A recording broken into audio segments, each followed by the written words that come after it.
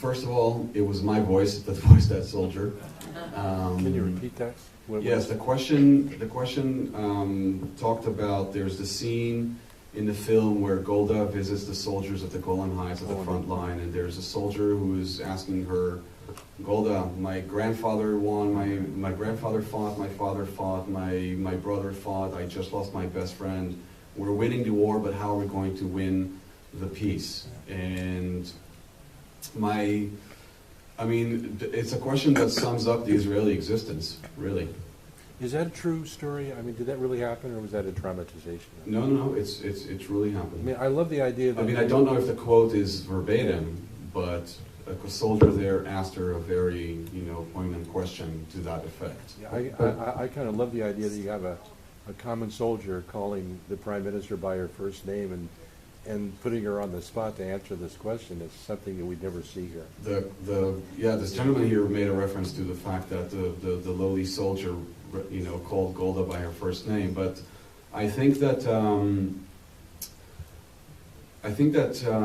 with the prime ministers previous to Menachem Begin, I think that people who were near them had this kind of access, and Golda especially, she had like that aura of the mother of the nation, and she treated the soldiers as her sons and boys, and I think that they gave her they answered in the same coin as their mother. And I think that it's quite amazing to see in a country like that there's like this immediacy between the soldiers and the prime ministers. I don't expect that to happen in many other countries.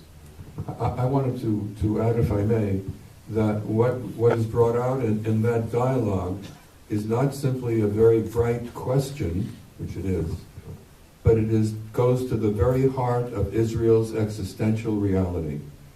Through each of the wars, what was at the heart of each individual Israeli was ein breira. We have no choice, and this is what we do. We can't afford to lose. That was Israel's situation in each of these wars. And winning them and winning them and winning them simply sustained the reality of Israel. But it is a contingent reality in the sense that it will not be complete until the peace is won. And I guess that's why I was frustrated that the next part of the history that brings us to today was not presented. And of course, as you said, it will be in the second film. But that is really at the heart of Israel's situation. The second film will be called Soldiers and Peacemakers, which alludes to both Yitzhak Rabin and Begin's history as fighters and